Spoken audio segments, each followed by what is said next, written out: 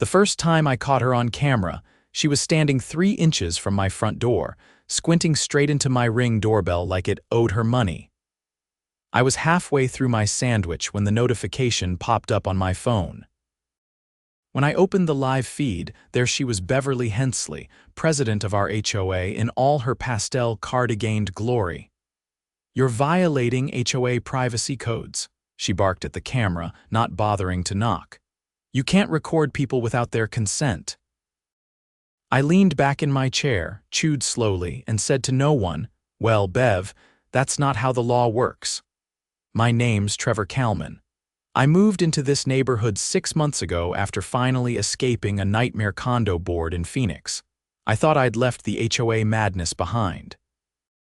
Turns out this place just had a more polished nightmare running the show. From the start, Beverly didn't like me. Probably because I refused to attend her monthly, mandatory social brunches or display the HOA-approved American flag design in my yard. But the Ring doorbell. That sent her over the edge. She showed up again 2 days later, armed this time with a clipboard and a man in khakis who looked like he regretted every decision that had led him here. "I'm issuing a formal warning," Beverly declared, flipping through her papers like she was holding a court summons. "Your doorbell is an invasion of privacy. It records the public sidewalk and violates Article 3, Section 7 of our HOA agreements." "It's a security camera," I said. "And it's perfectly legal. My property, my rules." She pointed a French manicured finger at me. "We'll see about that." The next morning, a bright orange violation notice was slapped on my garage door. "Immediate removal of surveillance device required. Fine, $500. I almost laughed. Almost. But then I noticed the fine was recurring daily. That's when I got serious. I pulled every HOA document I had, read through every line of that bloated rulebook, and confirmed what I already knew: nothing in the bylaws prohibited home security systems. Nothing. So I printed out the sections proving my point, highlighted them, and mailed them certified to the HOA office. 3 days later, Beverly was back. This time, she didn't knock or yell. She tried to disable the camera. I caught her on video at 5:43 a.m. Hoodie pulled over her signature beehive hairdo, reaching up with a broom handle to knock the doorbell off the mount. She gave up after 3 tries and stormed off down my driveway, muttering something about resistance and community standards. I downloaded the footage and labeled it, "Bev the Burglar." I thought about filing a police report, but I waited. I wanted more, something undeniable, and Beverly, being Beverly, didn't disappoint. The sheriff knocked on my door precisely at 8:12 a.m., just as I was pouring coffee into a chipped mug I'd brought from my old place. I opened the door and saw Deputy Mark Dorrance, a tall, soft-spoken man with a badge that looked like it had seen better decades. He adjusted his belt and tipped his hat slightly. "Mr. Kalman?" he asked. "That's me," I said, stepping aside. "Let me guess. Beverly Hensley filed a complaint." He gave a slow nod. "She says you're recording residents without consent. Says it's a violation of community trust," her words. I motioned toward the living room. "Come in. You'll want to sit for this." He followed me inside, taking in the walls lined with books and old military plaques. I sat down across from him, laptop already open. He watched me cue up the footage without a word. The video loaded, and there she was, Beverly, in athletic sneakers and a windbreaker, trying to jab at my doorbell with a broom handle at dawn. "She's claiming invasion of privacy," I said, pausing the video at the perfect frame, her face twisted in effort mid-swing. "But here she is on my property attempting to damage private equipment." He leaned forward, squinting at the screen. "That your property line?" he asked. Confirmed it with the county assessor's office, all the way to the edge of the walkway. She's standing 3 feet inside it. He let out a slow breath. "You got a copy of the footage?" I handed him a USB drive, formatted and time-stamped. "I've also got a signed statement from my neighbor across the street who saw her walking off with the broom tucked under her jacket." Deputy Dorrance pocketed the drive. "This changes things." "Thought it might," I said. He stood, tugging at the brim of his hat again. I'll be speaking with her.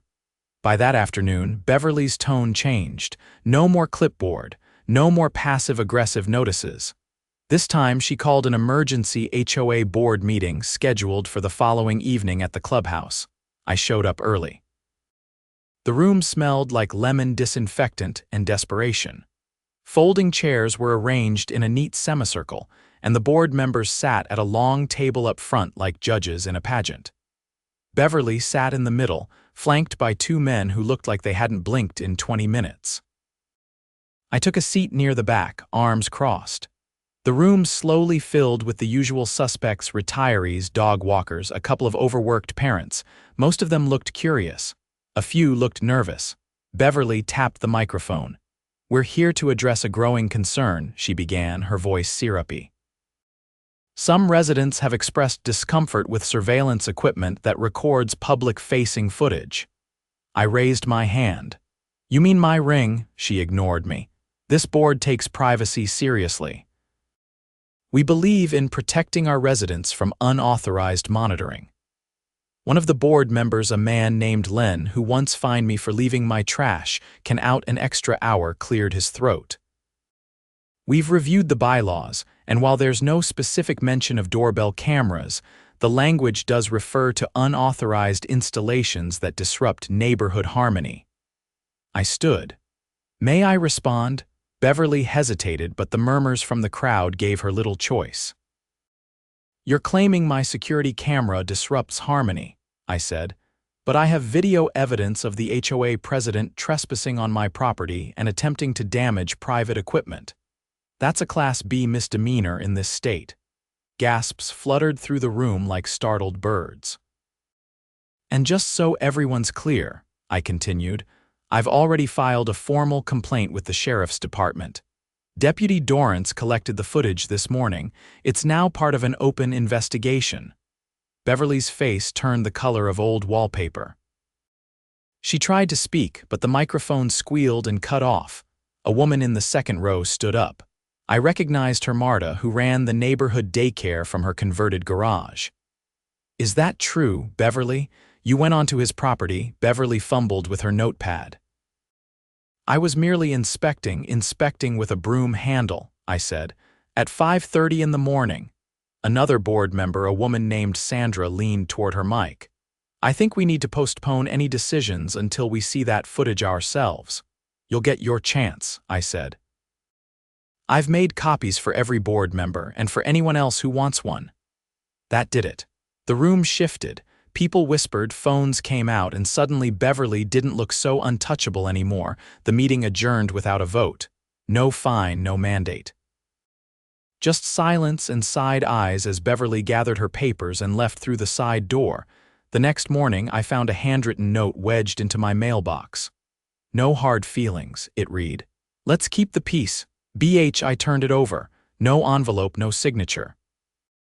Just that stiff, perfumed stationery she always used. I scanned it and added it to a folder labeled Escalation. Because I had a feeling this wasn't over. And I wasn't about to let my guard down. That afternoon, I visited the county clerk's office. I requested public records on HOA elections going back 5 years. What I found left me staring at the page for a full minute. Beverly had been president for 7 consecutive terms, despite the bylaws capping leadership at 4. No election results were filed after the 4th term. No meeting minutes, no signed ballots, and then another name popped up: George Hensley.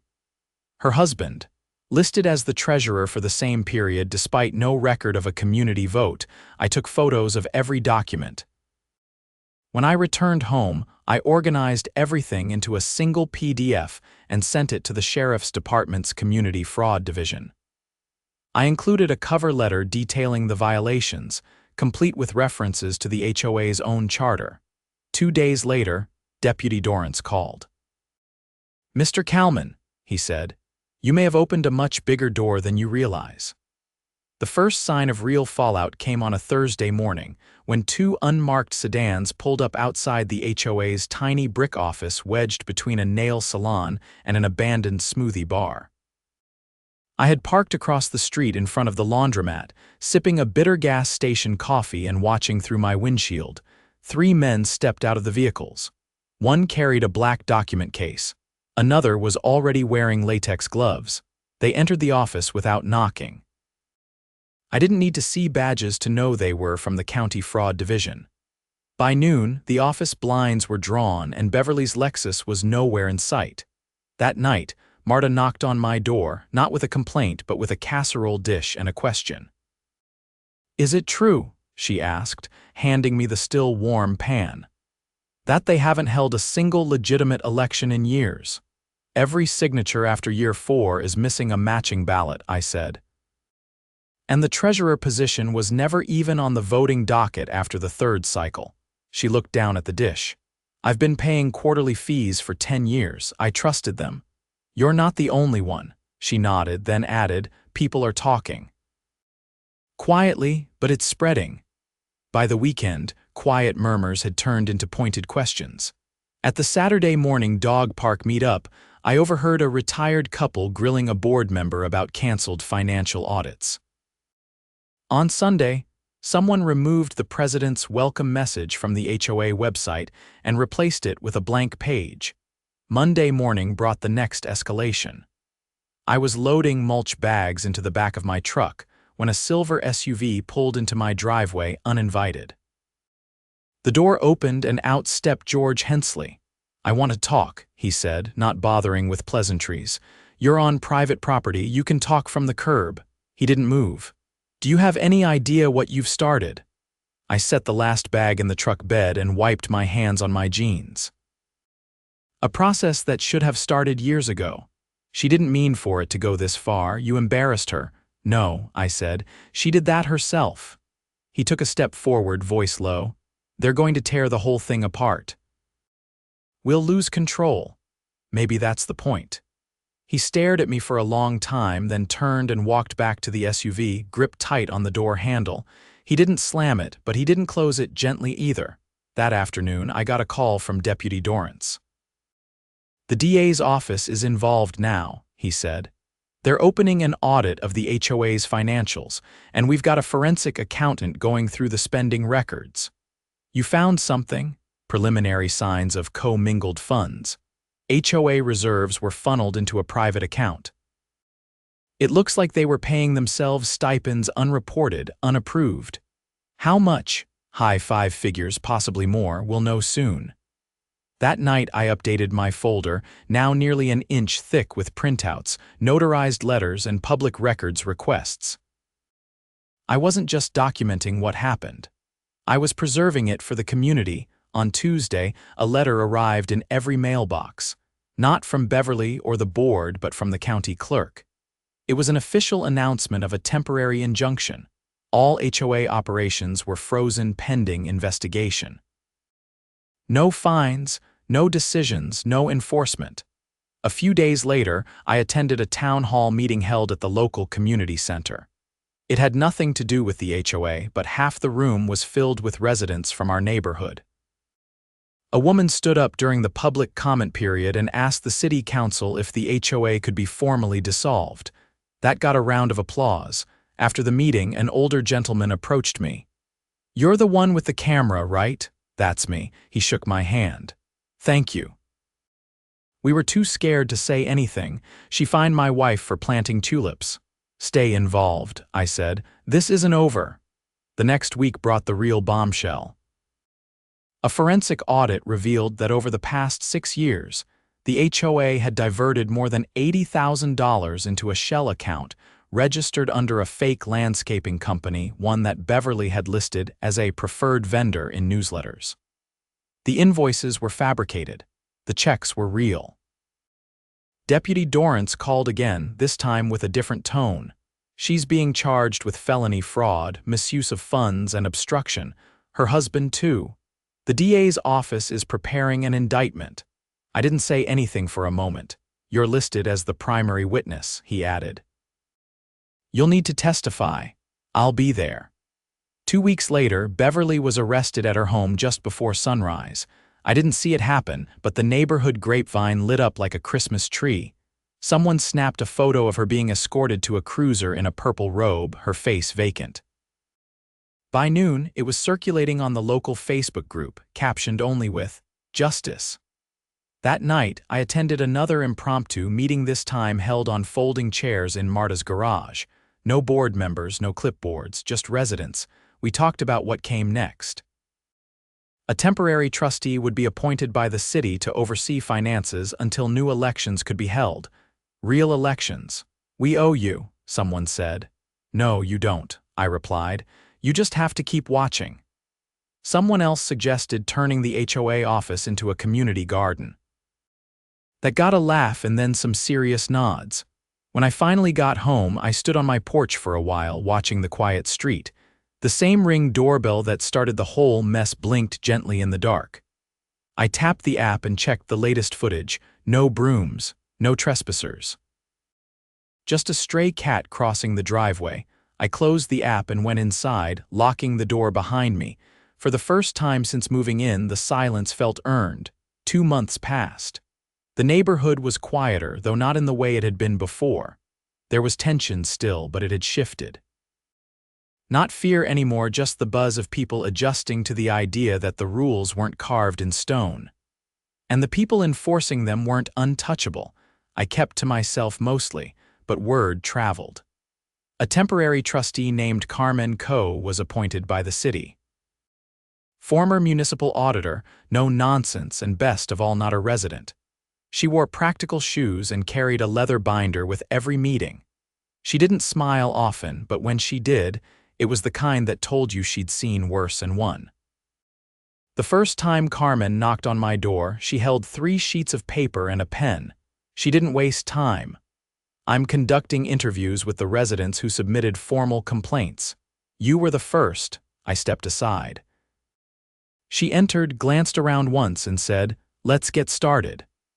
I answered her questions directly. She wanted specifics, dates, names, documents. I handed her a printed log of every violation I'd tracked, along with a notarized copy of my original report. She flipped through it slowly, marking notes with a green pen. When we were done, she stood and said, "You did more due diligence than most HOA boards do in a year." "I had motivation," I said. She nodded once. "Good, because this isn't just fraud anymore." I raised an eyebrow. "What is it then?" "There's evidence of financial coercion. We found a ledger with undocumented payments to residents marked as discretionary compliance bonuses." I leaned against the kitchen counter. Bribes, call them what you like, money was exchanged for silence. And in at least 2 cases, to push through lien threats. That stopped me cold. "You're saying they threatened liens for fake violations and paid residents to vote in favor of them?" "Correct," she said. "One of the residents tried to come forward 3 years ago. The board filed a slander complaint and removed her voting rights. That's illegal." I crossed my arms. "Does the DA know?" "They do now." The following week, subpoenas were issued. 3 former board members who had quietly resigned just before the investigation were served at their workplaces. One of them, Sandra, the quiet one who always looked like she wanted to speak but never did, agreed to cooperate. According to the investigator's report, she turned over a flash drive Beverly had given her just in case something happened. It contained audio recordings of board meetings never documented in the official minutes. In one, Beverly could be heard discussing the option of pressuring that new guy on Lot 59 with a fabricated compliance letter. That was me. The recordings were damning. The tone, the casual malice, the absolute certainty that no one would ever push back, it was all there. Carmen had them transcribed, sealed, and added to the formal case file. Then the charges expanded. The county prosecutor filed additional counts: criminal conspiracy, attempted extortion, and tampering with public records. A second arrest warrant was issued, this time for Len, the one who had cited me for a trash can infraction. Turns out, he'd falsified maintenance records to cover up spending on a phantom pressure washing project that never happened. The trial was scheduled for early fall. I was called as a witness. not just for the trespassing incident, but for establishing a pattern of retaliation and manipulation. I spent hours preparing with the assistant DA, who was surprisingly young and carried a stress ball she never let go of. She listened more than she talked, which I respected. On the day of the hearing, the courthouse lobby was packed. Not with reporters, this wasn't big enough for headlines, but with neighbors. People I'd never spoken to nodded as I walked past. Marta gave me a thumbs up. Even George Hensley showed up, sitting alone in the back row, eyes hollow.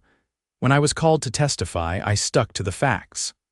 The footage, the fabricated fine, the early morning attempt to disable my camera.